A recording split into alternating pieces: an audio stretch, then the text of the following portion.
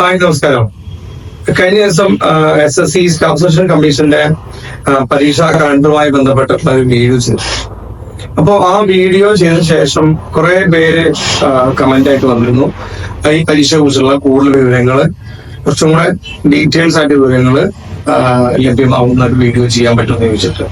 അപ്പൊ അതിന്റെ ഭാഗമായിട്ടാണ് ഈ വീഡിയോ ചെയ്യുന്നത്. സ്റ്റാഫ് സെലക്ഷൻ കമ്മീഷന്റെ അകത്ത് അല്ലെങ്കിൽ ഈ പരീക്ഷയിൽ 3 രീതിയിലുള്ള പരീക്ഷ ഉണ്ടായിരിക്കുക. ഒന്നാമത്തെ പരീക്ഷ MTS ആണ്, മൾട്ടി ടാസ്കിംഗ് സർവീസ്.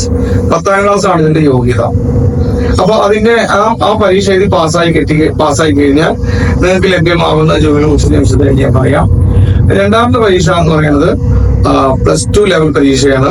അത് CHSL എന്ന് പറയാം, കമ്പൈൻഡ് ഹയർ സെക്കൻഡറി ലെവൽ പരീക്ഷയാണ്. ആ പരീക്ഷ എഴുതി കഴിഞ്ഞാൽ കിട്ടുന്ന ജോലികളെ കുറിച്ച് ഞാൻ പറയാം. മൂന്നാമത്തെ പരീക്ഷയാണ് CGL, കമ്പൈൻഡ് ഗ്രാജുവേറ്റ് ലെവൽ പരീക്ഷ.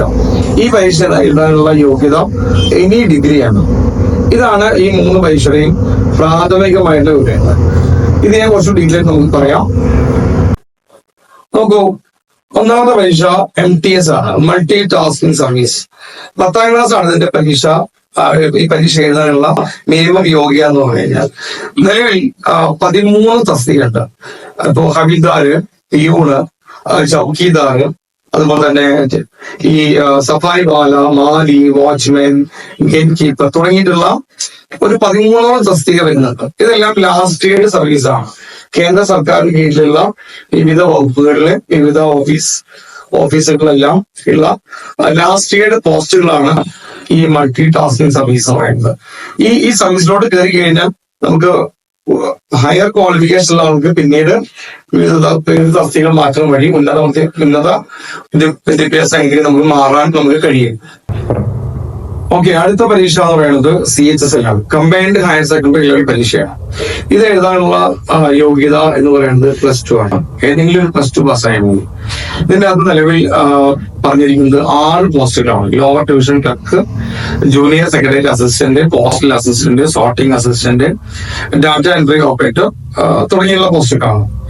അപ്പോ 6 പോസ്റ്റാണ് നിലവിൽ പറഞ്ഞിരിക്കുന്നത്. ഇത് എഴുതാനുള്ള മിനിമം യോഗ്യത എന്ന് പറയുന്നത് +2 ആണ്. +2 ഏതെങ്കിലും +2 പാസ്സായിട്ടുണ്ടെങ്കിൽ നമുക്ക് ഈ പരീക്ഷ എഴുതാൻ പറ്റും. മൂന്നാമത്തെ പരീക്ഷ എന്ന് പറയുന്നത് കമ്പൈൻഡ് ഗ്രാജുവേറ്റ് ലെവൽ പരീക്ഷ, CGL എന്നാണ് പറയുക. ഏതെങ്കിലും ഒരു ഡിഗ്രി മതി, എനി ഡിഗ്രിയാണ് ഇതിന്റെ ക്വാളിഫിക്കേഷൻ. ഇതിന്റെ അകത്ത് മൊത്തം പറയുന്നത് 14 പോസ്റ്റുകളാണ്. Income tax officer, central excise officer, customs officer, customs preventive officer, അതുപോലെ തന്നെ ED എൻഫോഴ്സ്മെന്റ് ഡയറക്ടേഴ്സ് അസിസ്റ്റന്റ്, അതുപോലെ തന്നെ മിനിസ്ട്രി ഓഫ് കമ്മ്യൂണിക്കേഷൻസിലെ ഇൻസ്പെക്ടർ, പിന്നെ നാർക്കോട്ടിക് ഇൻസ്പെക്ടർ തുടങ്ങിയിട്ടുള്ള ഇൻസ്പെക്ടർ പോസ്റ്റിലും അതുപോലെ തന്നെ ഓഫീസർ റാങ്കിലുള്ള പോസ്റ്റിലേക്കും നടത്തുന്ന പരീക്ഷകളാണ് CGL എന്ന് പറയുന്നത്. ഇനി ഡിഗ്രിയാണ് ഇതിന്റെ ക്വാളിഫിക്കേഷൻ. അപ്പോൾ നിങ്ങൾക്ക് ഈ ഒരു 3 പോസ്റ്റിനെ കുറിച്ചിട്ടുള്ള ഏറ്റവും കുറച്ചും കൂടെ അഡ്വാൻസ് ആയിട്ട് വിവരങ്ങൾ ലഭ്യമാവുമെന്ന് ഞാൻ വിശ്വസിക്കുന്നു.